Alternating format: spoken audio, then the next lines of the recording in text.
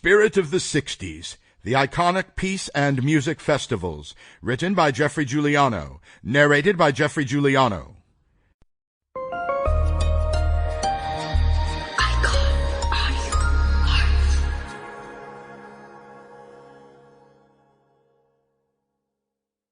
To many who experienced 1967 and the summer of love on its deepest level, a subtle, significant shift in consciousness occurred.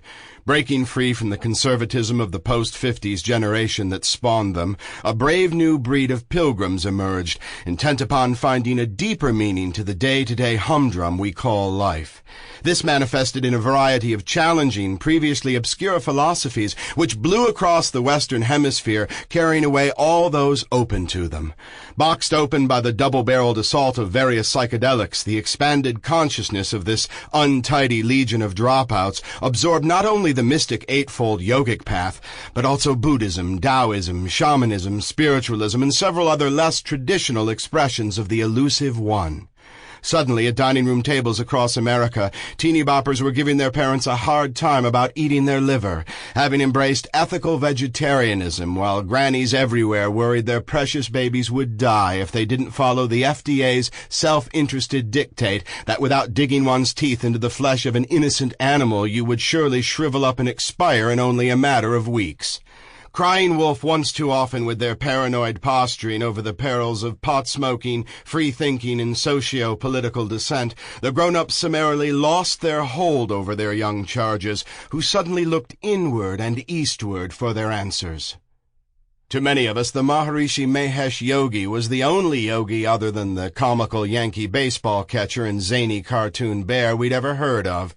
Ushered onto the international stage by the Beatles, this long-haired, giggly sage held the world in rapt attention for at least the 15 minutes it took to chant his $50-a-pop Sanskrit mantras. Still, the door was now open to an eclectic array of fascinating teachers, gurus, paramahamsas, avatars, and yes, charlatans who strutted and fretted their hour upon the stage as an audience of wide-eyed boomers prostrated reverentially before them.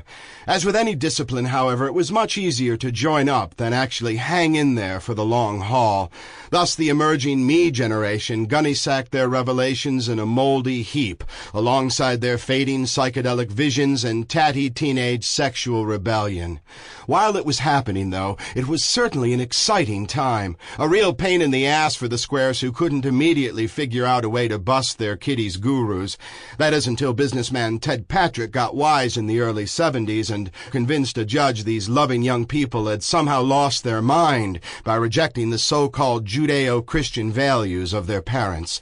At that moment, you could effectively purchase a conservatorship over your wayward loved one and hire a team of thugs to break into the ashram and rescue little Billy from the evil clutches of the ruthless cult leaders, systematically depriving the faithful of not only their money, sleep, and food, but likewise exposing them to a non-stop barrage of demonic, mind-controlling chants. Having long since gone the way of hula hoops, beetle cuts, Nehru jackets, and platform shoes, the fiery quest that first touched down during that long-ago summer of '67 sleeps patiently within the materially afflicted hearts of that tender time. That is not to say, however, it doesn't occasionally raise its luminous, lotus-crowned head as the secret impetus behind the breakdown of the odd Berlin Wall, naughty Cold War, or inconvenient nuclear terror.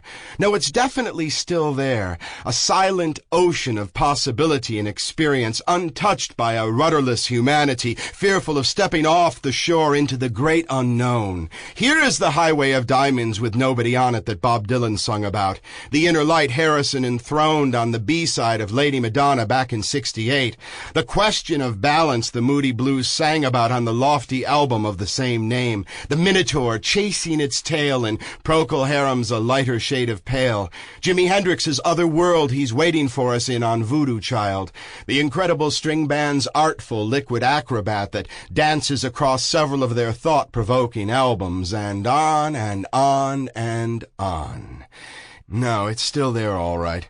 That unexpected nuclear blip on the Richter scale of consciousness that startled Mrs. O'Leary's cow to kick over the burning wick of our youth onto the straw floor of our parents' artless existence, thus igniting an invisible Sample complete.